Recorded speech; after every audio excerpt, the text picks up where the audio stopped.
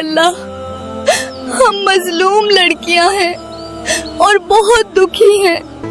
ہم کتنے دنوں سے بھوکے ہیں. آپ دیکھ رہے ہیں نا کہ ہماری سوتیلی ماں ہم پہ کتنا ظلم کرتی ہے. بابا میرا شوہر گھر پہ نہیں ہے. ان کا پیچھا کرو اور پتہ لگاؤ کہ یہ کیا کھاتی ہیں. اے بیٹیوں تم کیوں پریشان ہوتی ہو؟ میں تمہیں کہیں اور لے چلتا ہوں. بابا میرا شوہر گھر پہ نہیں ہے.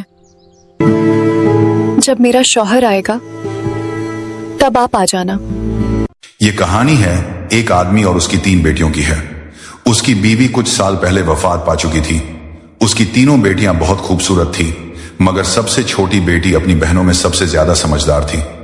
اس کا نام عائشہ تھا. رحیم اپنی تینوں بیٹیوں سے بہت پیار کرتا تھا. اس نے کبھی اپنی بیٹیوں کو ماں کی کمی محسوس نہیں ہونے دی. وہ اپنی بیٹیوں کی ہر خواہش پوری کرتا تھا. اب رحیم کی بیٹیاں بڑی ہو چکی تھی اور اپنے پتا کے لیے خود سے کھانا بنانے لگی تھی. جب رحیم کام کے سلسلے میں باہر جاتا تو اس کی بیٹیاں اس کے لیے کھانا تیار کر کے ساتھ دے دیتی. اسی گاؤں میں ایک بیوہ عورت بھی رہتی تھی جس کی ایک بیٹی تھی. اس بیوہ کی عادت تھی کہ وہ ہر گھر میں کچھ نہ کچھ مانگنے کے لیے چلی جاتی تھی. جب رحیم کی بیٹیاں اپنے پتا کے لیے کھانا بناتی تو وہ عورت اکثر اسی سمے ان کے گھر آگ مانگنے کے لیے آ جاتی.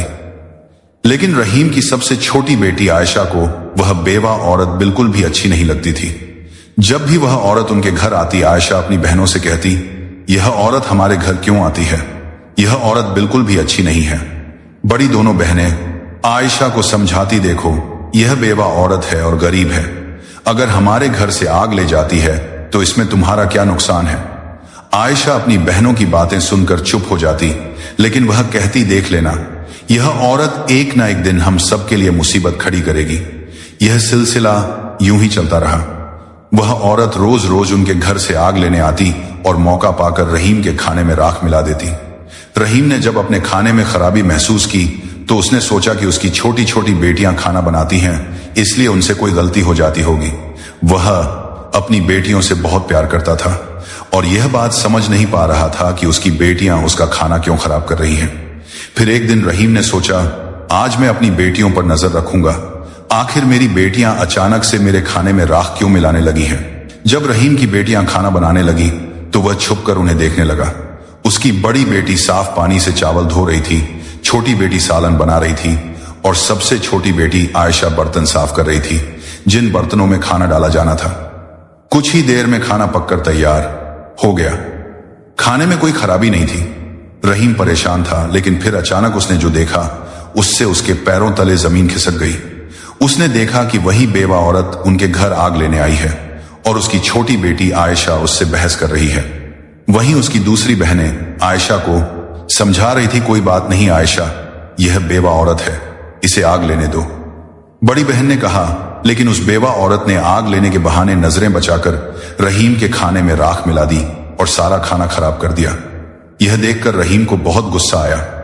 بیوہ عورت کو اپنے گھر بلایا اور غصے میں پوچھا تمہاری ہمت کیسے ہوئی میرا کھانا خراب کرنے کی؟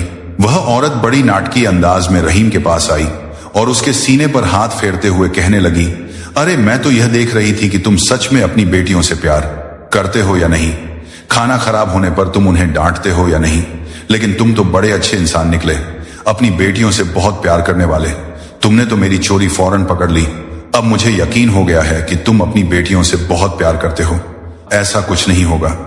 رحیم اس کی باتوں اور اس کے ناٹک پر یقین کرنے لگا کیونکہ وہ بیوہ عورت خوبصورت تھی.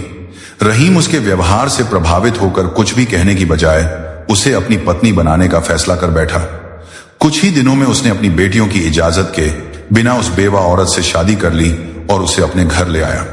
شادی کے کچھ ہی دنوں بعد وہ بیوہ عورت رحیم کی تینوں بیٹیوں سے سخت نفرت کرنے لگی. وہ چاہتی تھی کہ کسی بھی طرح رحیم کی بیٹیاں اس گھر سے نکل جائیں. اس نے انہیں گھر سے نکالنے کے لیے طرح طرح کے منصوبے